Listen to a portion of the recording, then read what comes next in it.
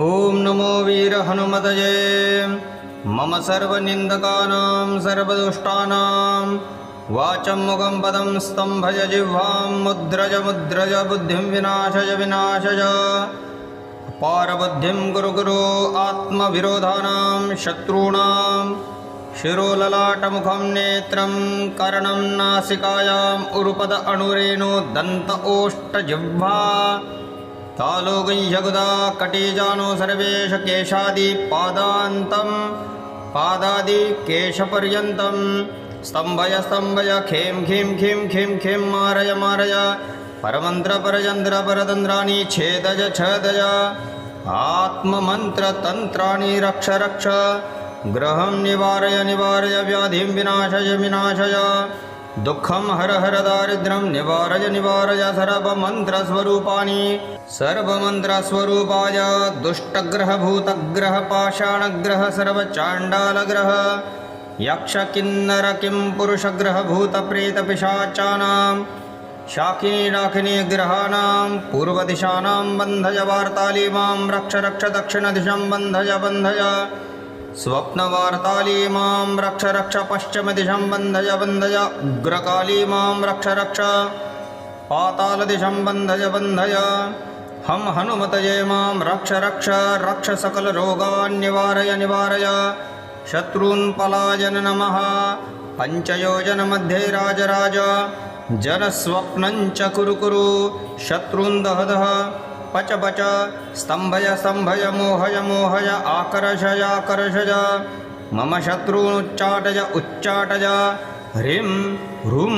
ह्रां ह्रीं ह्रौं फट् स्वाहा हम हनुमतये नमः। ओम नमो वीर हनुमतये मम सर्वनिंदकानां सर्वदुष्टानां वाचं मुखं पदं स्तंभय जिह्वां मुद्रज मुद्रज बुद्धिं विनाशय विनाशय पारबुद्धिं गुरु गुरु आत्मविरोधानां शत्रूणां शिरोललाटमुखं नेत्रं कर्णं नासिकायाम् उरुपद अणुरेणु दन्त ओष्ठजिह्वा तालुगय्यगुदा कटिजानो सर्वेश केशादि पादान्तं पादादि केशपर्यन्तं स्तंभय स्तंभय खें खीं खीं खीं खीं मारय मारय परमन्त्र परयन्त्र परतन्त्राणि छेदय छेदय आत्ममन्त्रतन्त्राणि रक्ष रक्ष ग्रहं निवारय निवारय व्याधिं विनाशय विनाशय दुःखं हर हर दारिद्र्यं निवारय निवारय सर्वमन्त्रस्वरूपाय दुष्टग्रह भूतग्रह पाषाणग्रह सर्वचाण्डालग्रह यक्ष किन्नर किं पुरुषग्रह भूतप्रेतपिशाचानां शाकिनी डाकिनी ग्रहाणां पूर्वदिशानां बन्धय वार्ताली मां रक्ष रक्ष दक्षिणदिशं बन्धय बन्धय स्वप्नवार्ताली मां रक्ष रक्ष पश्चिमदिशं बन्धय बन्धय उग्रकाली मां रक्ष रक्ष पातालदिशं बन्धय बन्धय हम हनुमतये मां रक्ष रक्ष रक्ष सकलरोगान् निवारय निवारय शत्रून् पलायन नमः पञ्चयोजनमध्ये राजराज जनस्वप्नं च कुरु कुरु शत्रून् दह दह पच पच स्तंभय स्तंभय मोहय मोहय आकर्षय आकर्षय मम शत्रून् उच्चाटय उच्चाटय ह्रीं ह्रूं ह्रां ह्रीं ह्रौं फट् स्वाहा हम हनुमतये नमः। ओम नमो वीर हनुमतये मम सर्वनिंदकानां सर्वदुष्टानां वाचं मुखं पदं स्तंभय जिह्वां मुद्रज मुद्रज बुद्धिं विनाशय विनाशय पारबुद्धिं गुरु गुरु आत्मविरोधानां शत्रूणां शिरोललाटमुखं नेत्रं कर्णं नासिकायाम् उरुपद अणुरेणु दन्त ओष्ठजिह्वा तालुगय्यगुदा कटिजानो सर्वेश केशादि पादान्तं पादादि केशपर्यन्तं स्तंभय स्तंभय खें खीं खीं खीं खीं मारय मारय परमन्त्र परयन्त्र परतन्त्राणि छेदय छेदय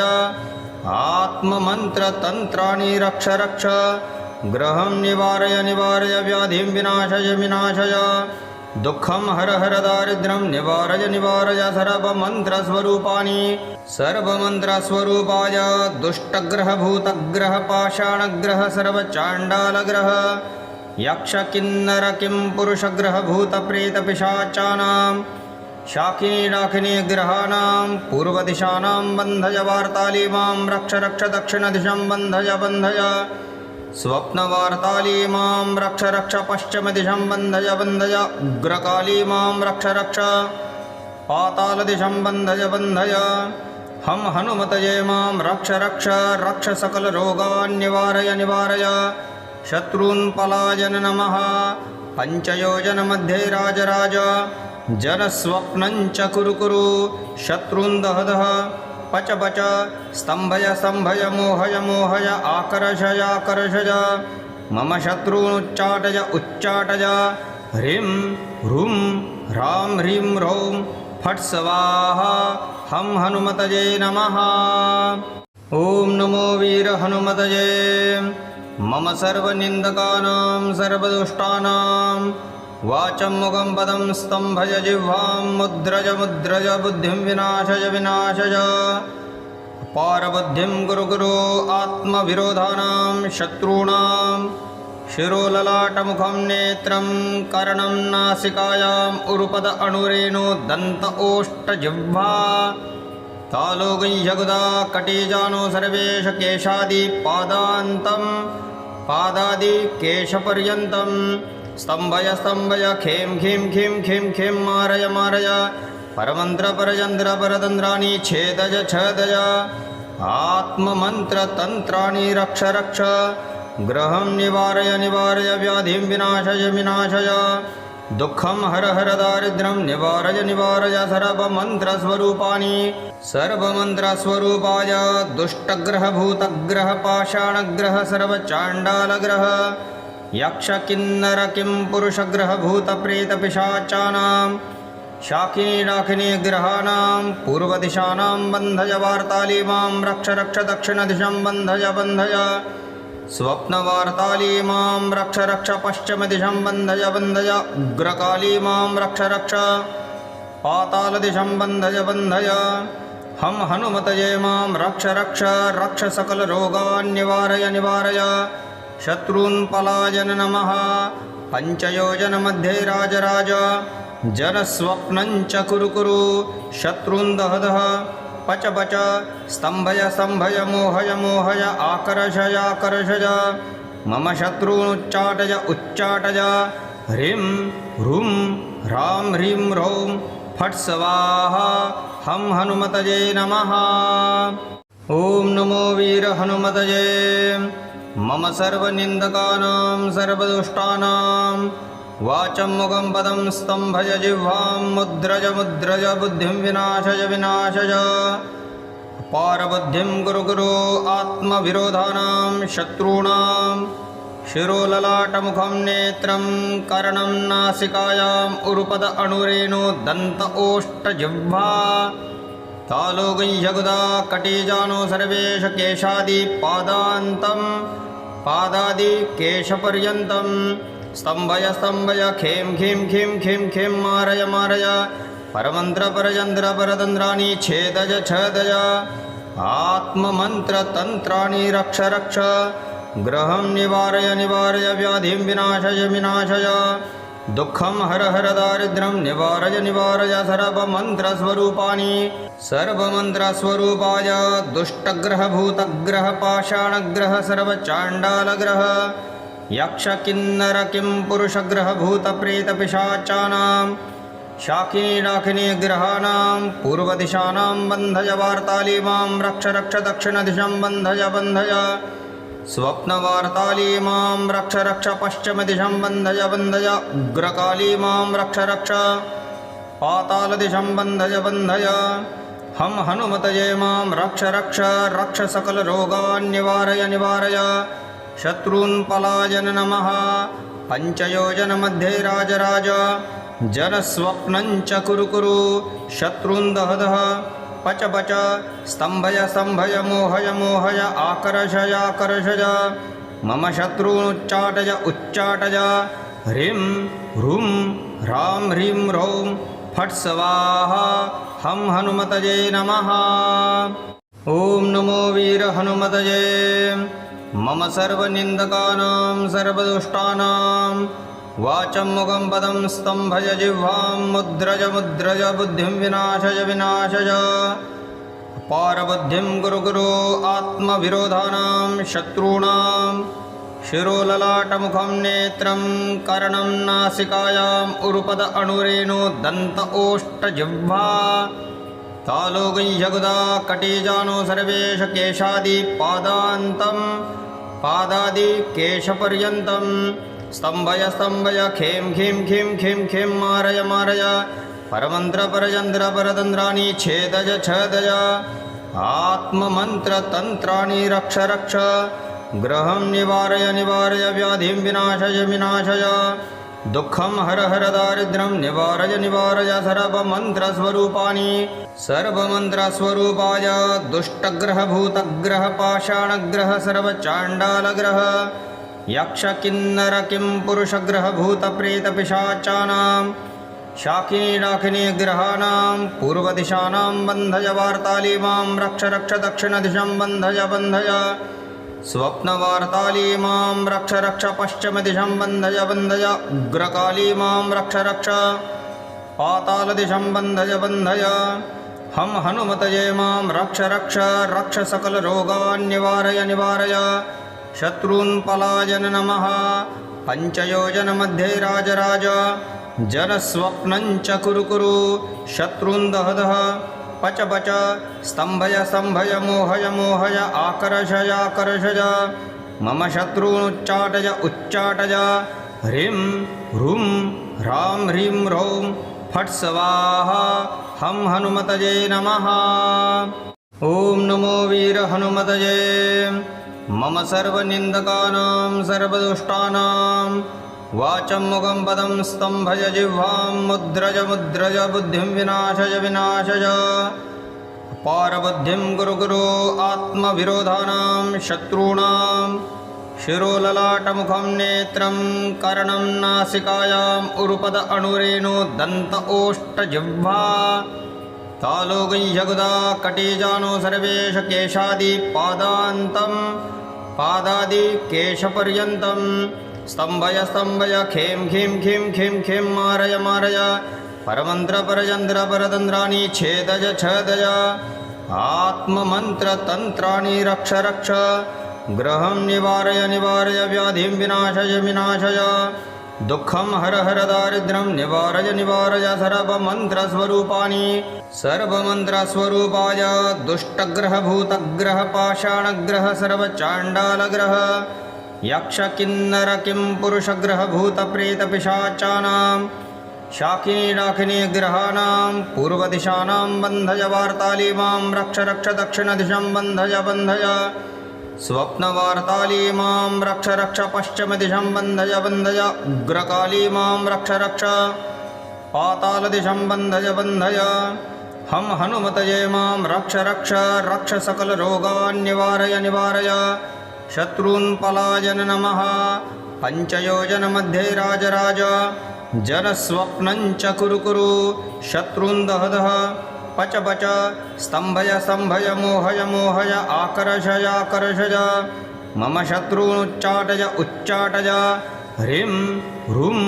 ह्रां ह्रीं ह्रौं फट् स्वाहा हं हनुमतये नमः। ॐ नमो वीर हनुमतये। मम सर्वनिन्दकानां सर्वदुष्टानां वाचं मुखं पदं स्तम्भय जिह्वां मुद्रय मुद्रय बुद्धिं विनाशय विनाशय पारबुद्धिं गुरु गुरु आत्मविरोधानां शत्रूणां शिरोललाटमुखं नेत्रं कर्णं नासिकायाम् उरुपद अणुरेणु दन्त ओष्ठजिह्वा तालुगञ्जगुदा कटिजानो सर्वेश केशादि पादान्तं पादादि केशपर्यन्तं स्तम्भय स्तम्भय खें खीं खीं खीं खीं मारय मारय परमन्त्र परयन्त्र परतन्त्राणि छेदय छेदय आत्ममन्त्रतन्त्राणि रक्ष रक्ष ग्रहं निवारय निवारय व्याधिं विनाशय विनाशय दुःखं हर हर दारिद्र्यं निवारय निवारय सर्वमन्त्रस्वरूपाणि सर्वमन्त्रस्वरूपाय दुष्टग्रहभूतग्रह पाषाणग्रह सर्वचाण्डालग्रह यक्षकिन्नर किं पुरुषग्रह भूतप्रेतपिशाचानां शाकिनी डाकिनी ग्रहाणां पूर्वदिशानां बन्धय वार्ताली मां रक्ष रक्ष दक्षिणदिशं बन्धय बन्धय स्वप्नवार्ताली मां रक्ष रक्ष पश्चिमदिशं बन्धय बन्धय उग्रकाली मां रक्ष रक्ष पातालदिशं बन्धय बन्धय हम हनुमतये मां रक्ष रक्ष रक्ष सकलरोगान् निवारय निवारय शत्रून् पलायन नमः पञ्चयोजनमध्ये राजराज जनस्वप्नं च कुरु कुरु शत्रून् दह दह पच पच स्तम्भय स्तम्भय मोहय मोहय आकर्षय आकर्षय मम शत्रून् उच्चाटय उच्चाटय ह्रीं ह्रूं ह्रां ह्रीं ह्रौं फट् स्वाहा हम हनुमतये नमः। ॐ नमो वीर हनुमतये। मम सर्वनिन्दकानां सर्वदुष्टानां वाचं मुखं पदं स्तम्भय जिह्वां मुद्रय मुद्रय बुद्धिं विनाशय विनाशय पारबुद्धिं गुरु गुरु आत्मविरोधानां शत्रूणां शिरोललाटमुखं नेत्रं कर्णं नासिकायाम् उरुपद अणुरेणु दन्त ओष्ठजिह्वा तालुगञ्जगुदा कटिजानो सर्वेश केशादि पादान्तं पादादि केशपर्यन्तं स्तम्भय स्तम्भय खें खीं खीं खीं खीं मारय मारय परमन्त्र परयन्त्र परतन्त्राणि छेदय छेदय आत्ममन्त्रतन्त्राणि रक्ष रक्ष ग्रहं निवारय निवारय व्याधिं विनाशय विनाशय दुःखं हर हर दारिद्र्यं निवारय निवारय सर्वमन्त्रस्वरूपाणि सर्वमन्त्रस्वरूपाय दुष्टग्रहभूतग्रह पाषाणग्रह सर्वचाण्डालग्रह यक्षकिन्नर किं पुरुषग्रह भूतप्रेतपिशाचानां शाकिनी डाकिनी ग्रहाणां पूर्वदिशानां बन्धय वार्ताली मां रक्ष रक्ष दक्षिणदिशं बन्धय बन्धय स्वप्नवार्ताली मां रक्ष रक्ष पश्चिमदिशं बन्धय बन्धय उग्रकाली मां रक्ष रक्ष पातालदिशं बन्धय बन्धय हम हनुमतये मां रक्ष रक्ष रक्ष सकलरोगान् निवारय निवारय शत्रून् पलायन नमः पञ्चयोजनमध्ये राजराज जनस्वप्नं च कुरु कुरु शत्रून् दह दह पच पच स्तम्भय स्तम्भय मोहय मोहय आकर्षय आकर्षय मम शत्रून् उच्चाटय उच्चाटय ह्रीं ह्रूं ह्रां ह्रीं ह्रौं फट् स्वाहा हम हनुमतये नमः। ॐ नमो वीर हनुमतये। मम सर्वनिन्दकानां सर्वदुष्टानां वाचं मुखं पदं स्तम्भय जिह्वां मुद्रय मुद्रय बुद्धिं विनाशय विनाशय पारबुद्धिं गुरु गुरु आत्मविरोधानां शत्रूणां शिरोललाटमुखं नेत्रं कर्णं नासिकायाम् उरुपद अणुरेणु दन्त ओष्ठजिह्वा तालुगञ्जगुदा कटिजानो सर्वेश केशादि पादान्तं पादादि केशपर्यन्तं स्तम्भय स्तम्भय खें खीं खीं खीं खीं मारय मारय परमन्त्र परयन्त्र परतन्त्राणि छेदय छेदय आत्ममन्त्रतन्त्राणि रक्ष रक्ष ग्रहं निवारय निवारय व्याधिं विनाशय विनाशय दुःखं हर हर दारिद्र्यं निवारय निवारय सर्वमन्त्रस्वरूपाणि सर्वमन्त्रस्वरूपाय दुष्टग्रहभूतग्रह पाषाणग्रह सर्वचाण्डालग्रह यक्षकिन्नर किं पुरुषग्रह भूतप्रेतपिशाचानां शाकिनी डाकिनी ग्रहाणां पूर्वदिशानां बन्धय वार्ताली मां रक्ष रक्ष दक्षिणदिशं बन्धय बन्धय स्वप्नवार्ताली मां रक्ष रक्ष पश्चिमदिशं बन्धय बन्धय उग्रकाली मां रक्ष रक्ष पातालदिशं बन्धय बन्धय हम हनुमतये मां रक्ष रक्ष रक्ष सकलरोगान् निवारय निवारय शत्रून् पलायन नमः पञ्चयोजनमध्ये राजराज जनस्वप्नं च कुरु कुरु शत्रून् दह दह पच पच स्तम्भय स्तम्भय मोहय मोहय आकर्षय आकर्षय मम शत्रून् उच्चाटय उच्चाटय ह्रीं ह्रूं ह्रां ह्रीं ह्रौं फट् स्वाहा हं हनुमतये नमः। ॐ नमो वीर हनुमतये। मम सर्वनिन्दकानां सर्वदुष्टानां वाचं मुखं पदं स्तम्भय जिह्वां मुद्रज मुद्रज बुद्धिं विनाशय विनाशय। पारबुद्धिं कुरु कुरु आत्मविरोधानां शत्रूणां शिरोललाटमुखं नेत्रं कर्णं नासिकायाम् उरुपद अणुरेणु दन्त ओष्ठजिह्वा तालुगुह्यगुदा कटिजानु सर्वेश केशादि पादान्तं पादादि केशपर्यन्तं स्तम्भय स्तम्भय खें खीं खीं खीं खीं मारय मारय परमन्त्र परयन्त्र परतन्त्राणि छेदय छेदय आत्ममन्त्रतन्त्राणि रक्ष रक्ष ग्रहं निवारय निवारय व्याधिं विनाशय विनाशय दुःखं हर हर दारिद्र्यं निवारय निवारय सर्वमन्त्रस्वरूपाणि सर्वमन्त्रस्वरूपाय दुष्टग्रह भूतग्रह पाषाणग्रह सर्वचाण्डालग्रह यक्ष किन्नर किं पुरुषग्रह भूतप्रेतपिशाचानां शाकिनी डाकिनी ग्रहाणां पूर्वदिशानां बन्धय वार्ताली मां रक्ष रक्ष दक्षिणदिशं बन्धय बन्धय स्वप्नवार्ताली मां रक्ष रक्ष पश्चिमदिशं बन्धय बन्धय उग्रकाली मां रक्ष रक्ष पातालदिशं बन्धय बन्धय हं हनुमतये मां रक्ष रक्ष रक्ष सकलरोगान् निवारय निवारय